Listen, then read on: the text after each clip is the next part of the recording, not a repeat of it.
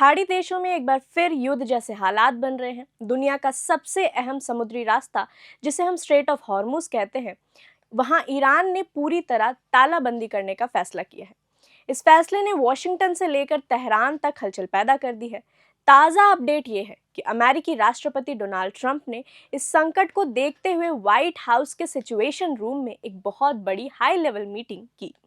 Meeting में Trump के साथ उनके भरोसेमंद साथी उपराष्ट्रपति जेडी वेंस, विदेश मंत्री मार्को रूबियो और रक्षा मंत्री पीट हेगसेथ शामिल थे।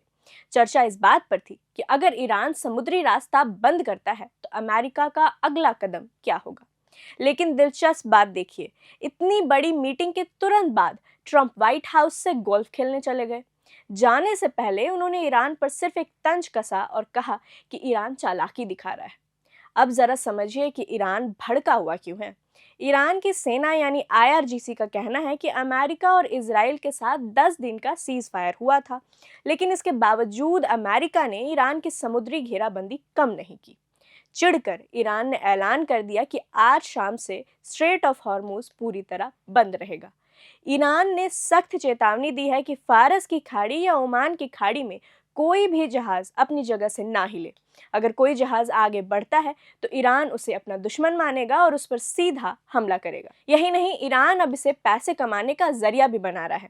ईरान के एक बड़े अधिकारी ने साफ कहा है कि अब इस रास्ते से सिर्फ गिने चुने जहाज ही निकल पाएंगे और प्राथमिकता यानी प्रायोरिटी उन्हें मिलेगी जो सुरक्षा के नाम पर फीस देंगे और ईरान के नए प्रोटोकॉल को मानेंगे। यानी सीधा सीधा कहें तो रास्ता चाहिए तो पैसा देना होगा। अब बड़ा सवाल ये है कि क्या सोमवार को होने वाली शांति वार्ता टल जाएगी। दरअसल कल यानी सोमवार को पाकिस्तान के इस्लामाबाद में दोनों देशों के बीच एक बहुत बड़ी अहम बातचीत होने वाली थी। उम्मीद जताई जा रही थी कि रविवार तक दोनों देशों की टीमें वहां पहुंच जाएंगी। शुक्रवार तक तो ट्रंप को भी लग रहा था कि कोई बड़ी डील हो जाएगी, लेकिन इस ताज़ा तनाव ने पूरी बातचीत पर सवालिया निशान लगा दिया है। ट्रंप इस समय पूरी तरह आक्रामक मूड में है। उन्होंने तेहरान को दो टूक शब्दों में चेतावनी दी है। ट्रंप का कहना है कि ईरान अब अमेरिका को ब्लैकमेल नहीं कर सकता। उन्होंने तंज कसते हुए कहा कि ना तो अब ईरान के पास कोई एयरफोर्स बची है, ना कोई नेवी और ना ही कोई मजबूत लीडरशिप।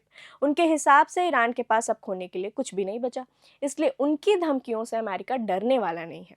तो क्या सोमवार को इस्लामाबाद में शांति की मेज सजेगी या फिर समंदर के रास्ते पर बारूद बरसेगा? हमारी नज़र इस बड़ी खबर पर बनी रहेगी। देश और दुनिया की तमाम खबरों के लिए बने रहें प्रभात खबर के साथ। मेरा नाम है कीर्ति। नमस्कार। प्रभात खबर .com, विश्वास वही, रफ्तार नहीं।